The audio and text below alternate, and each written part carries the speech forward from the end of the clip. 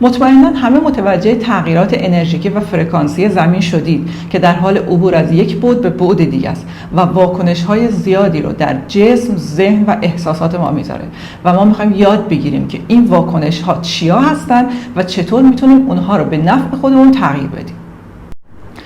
سلام، من زهرا فتحی هستم و تو این برنامه میخوایم یاد بگیریم که چطور میتونیم از این تغییرات یه فرصت طلایی برای رشد آگاهی، سلامت جسمانی، شفای بیماری‌ها و پاکسازی و تحول خودمون ایجاد بکنیم.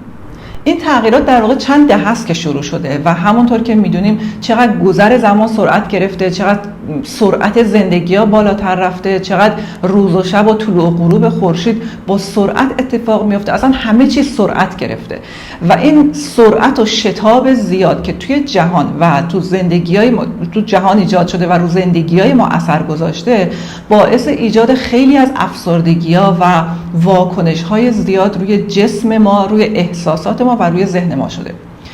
شدت این تغییرات انرژیکی و فرکانسی زمین از امسال از ژانویه 2025 شدتش خیلی بیشتر شده و تا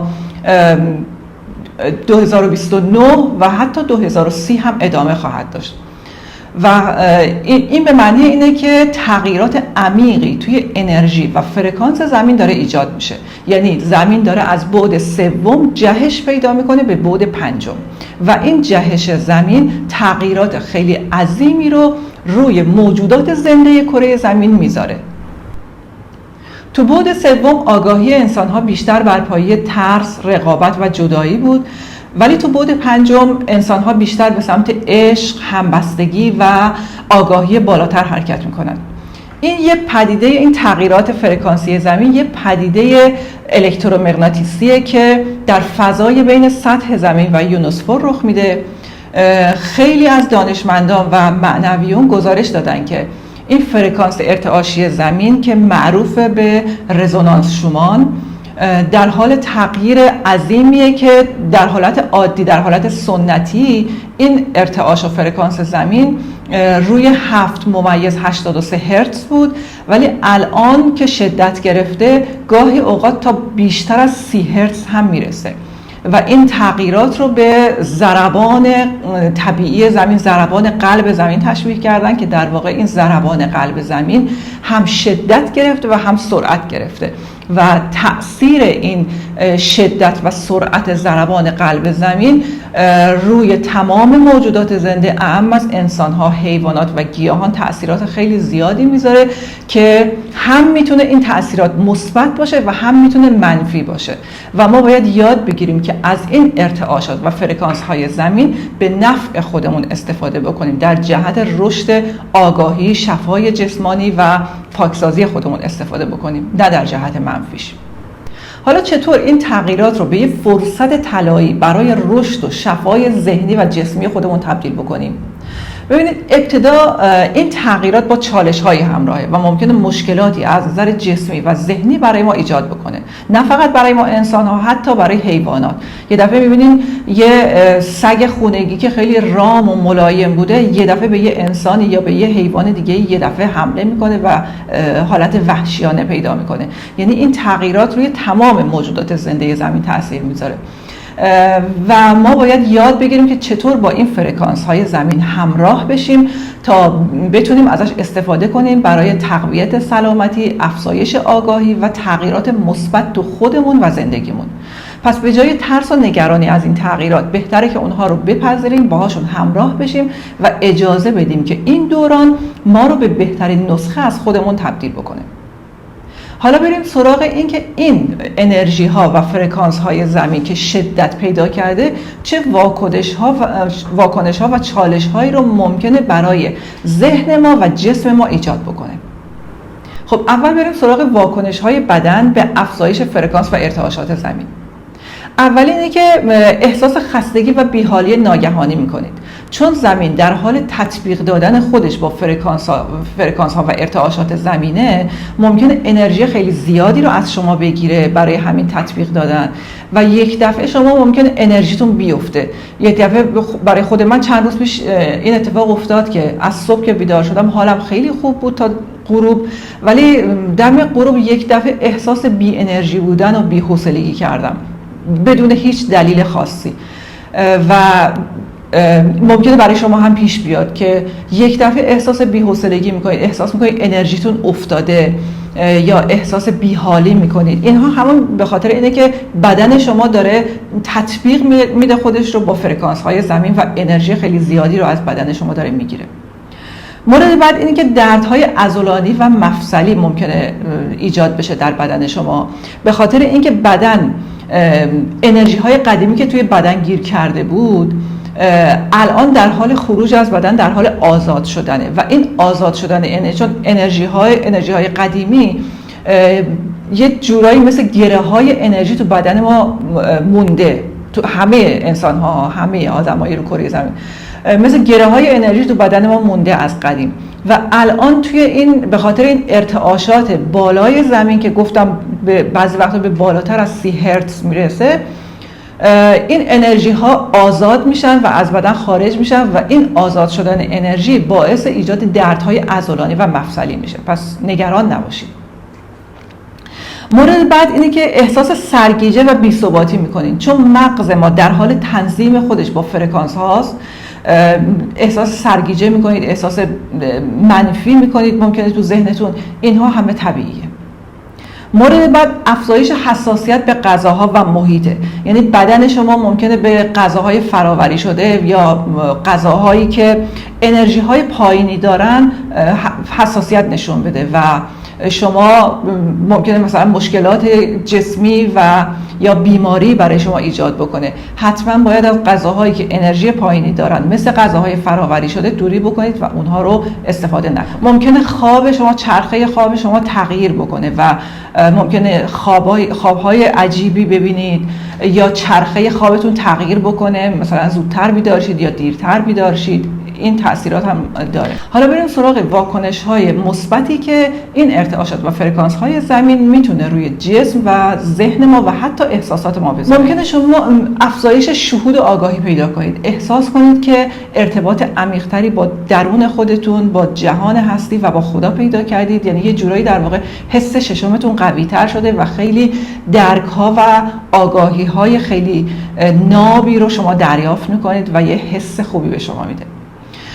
ممکنه که احساساتی مثل ترس، خشم و استرس تغییر بکنن و جاشون رو به آرامش و تعادل بدن. اینها اون احساسات منفی تو شما کم بشه و احساسات مثبت بهتری تو شما ایجاد بشه. ممکنه که بدن شما خود به خود شروع بکنه به خود درمانی و تقویت بکنه سلول‌های بدن و حتی سلول‌های مغز رو. خود به خود شروع میکنه به پاکسازی. گفتم یه دفعه یه احساساتی مثل اینکه میخواید آب زیاد بخورید، سم‌زدایی بکنید، این چیزها یه حالت شهود تو شما ایجاد میشه که باعث میشه که بدن شما شروع بکنه به خود درمانی. مورد بعد اینکه یه سری تحولات مثبت تو زندگیتون ایجاد میشه، یه اتفاقاتی همراستا با خواسته های شما براتون ایجاد میشه. ممکنه آدما یا فرصت هایی برای شما ایجاد بشه، در مسیر شما قرار بگیره که کمک بکنه به شما برای پیشرفت و موفقیت آتیتون. باعث میشه که شما احساس کنید که دوست دارید ارتباط عمیق‌تر بر پایه عشق و درک و همدلی رو با دیگران داشته باشید. یعنی احساس عشق بیشتری در شما بیدار میشه نسبت به دیگران، نسبت به انسان‌های دیگه. ممکنه که احساس کنید که از محدودیت‌های ذهنی و احساسی قدیمی رها شدید. دیگه اون باورهای قدیمی، احساسات قدیمی، ترس‌ها، اینکه قدرت نگفتن نداشتید، اینها تو شما کم رنگ میشه و یه حسای مثبتی جاشو میگیره. واکنش بعدی بدن به این فرکانس ها اینه که باعث پاکسازی احساسی و فیزیکی میشه. یعنی یک دفعه شما ممکنه که دوست دارید امروز آب زیاد بخورید به خاطر که بدنتون رو سم‌زدایی کنید. یعنی حس میکنید که بیشتر دوست دارید به سلامتی خودتون کمک بکنید، دوست دارید سالم‌تر بشید. یه دفعه حس میکنید مثلا من دوست دارم امروز برم ورزش بکنم، دوست دارم امروز برم 2 ساعت پیاده روی بکنم. یه حسای ناگهانی در شما ایجاد میشه در جهت مثبت که شما تصمیم میگیری که بیشتر به سلامتی جسمت و ذهنت برسید. و ممکنه که شما تمایل به سکوت و خلوت داشته باشید توی این دوران. حالا برای خود ما هم پیش اومده، ممکنه شما هم جزوش باشید، بیشتر تمایل دارید که مدیتیشن کنید، دوست دارید که تو خلوت و سکوت باشید، تو طبیعت برید و بیشتر تو درون خودتون باشید، تو لحظه حال باشید. این اتفاقات مثبت میتونه هم برای تو جسم شما و هم ذهن شما بیفته. حالا چطور میتونیم از این انرژی ها و فرکانس های زمین که شدت گرفته به نفع خودمون استفاده کنیم برای شفای جسممون، سلامتیمون و تقویت ذهنمون و حتی رشد آگاهیمون؟ اگر یاد بگیریم و بتونیم به درستی استفاده بکنیم، نه تنها میتونیم سلامتی کامل برای جسممون ایجاد کنیم، بلکه میتونیم ذهنمون رو به سمت مثبت تقویت کنیم، آرامش بیشتری رو تو زندگیمون ایجاد کنیم و در واقع سطح زندگیمون رو ارتقا بدیم. یکی از کارهایی که میتونیم بکنیم تغذیه مناسبه. مواد غذایی رو بخوریم که انرژی بالایی دارن، مثل میوه ها، سبزیجات و آب فراوان. اگر بتونیم از آب رودخانه ها و چشمه ها بنوشیم که اینها فرکانس و انرژی بالاتری همراستا با انرژی زمین دارن، اینها خیلی به بهبودی جسم و ذهن ما کمک میکنن، فرکانس ما رو بالاتر میبرن و انرژی بیشتری رو تو زندگی و جسم ما جاری میکنن. دومین مورد طبیعت درمانیه. سعی کنید که بیشتر توی طبیعت باشید و توی طبیعت که هستید سعی کنید تا جایی که امکان داره پا برهنه روی چمن و روی خاک راه برید که ارتعاشتون، انرژیتون رو با انرژی و فرکانس های زمین همراستا بکنید و اون انرژی های منفی که در بدن شما به صورت گره های انرژی مونده بوده، از قدیم مونده، اون انرژی های منفی، اون بارهای منفی از بدن شما از طریق کف پاهاتون خارج بشه و انرژی مثبت جایگزین بشه. و سعی کنید از غذاهایی که انرژی پایینی دارن مثل غذاهای فراوری شده دوری کنید. مورد بعد این که خواب و استراحت کافیه. ممکنه توی این دوران شما خوابتون، اولا که باید استراحت زیاد بکنید، خواب مناسب و کافی داشته باشید، ولی ممکنه که خوابتون به هم بخوره، تنظیم خوابتون به هم بخوره، دیر بخوابید، دیر بیدار بشید، یا شبها مثلا خیلی مدام بیدار بشید، از خواب بپرید، احساس خوبی نداشته باشید توی خواب، یعنی چرخه خوابتون به هم بخوره. نگران نباشید، اینها موقتیه و با گذشت زمان بدن شما میتونه به راحتی خودش رو تطبیق بده، تنظیم بکنه با فرکانس زمین و خوابتون رو تنظیم بکنه. نگرانش نباشید. مورد آخر تغییر نگرش و برنامه‌ریزی ذهنیه. میتونید از جملات تأکیدی مثبت مثل اینکه من با ارتعاشات بالا و با آگاهی درونم هماهنگم و روز به روز دارم سالمتر و آگاهتر میشم. از این جملات تأکیدی میتونید در جهت بهبود رشد ذهنی و جسمی خودتون استفاده بکنید و همینطور برای درمان بیماری هاتون. سعی کنید از افکار منفی دوری بکنید، اون افکار منفی رو شناسایی بکنید، رهاشون بکنید و بیشتر افکار مثبت و انرژی مثبت رو در خودتون ایجاد کنید. بیشتر تمرکز کنید روی احساسات مثبتی مثل عشق، سپاسگزاری و پذیرش. اینها خیلی به شما کمک میکنه که هم احساس آرامش و تعادل بیشتری تو زندگیتون داشته باشید و هم همراستا بشید با فرکانس ها و انرژی های مثبت زمین. و همونطور که گفتم این انرژی ها میتونه هم جنبه منفی بذاره روی زندگی ما، هم جنبه مثبت، ولی اگر بتونیم این کارها رو انجام بدیم باعث میشه که ما این دوران رو بتونیم زندگیمون رو ارتقا بدیم و در جهت مثبت پیش بریم. امیدوارم هممون روز به روز بیشتر هماهنگ و همراه بشیم با فرکانس ها و انرژی مثبت زمین برای اینکه زندگیمون رو ارتقا بدیم، هم از نظر ذهنی هم از نظر جسمی در جهت مثبتش، تا بتونیم در آرامش، پذیرش، عشق و سپاسگزاری زندگی فوق‌العاده‌ای رو پیش ببریم. روز و شب خوبی رو براتون آرزو میکنم. خدا نگهدار همتون.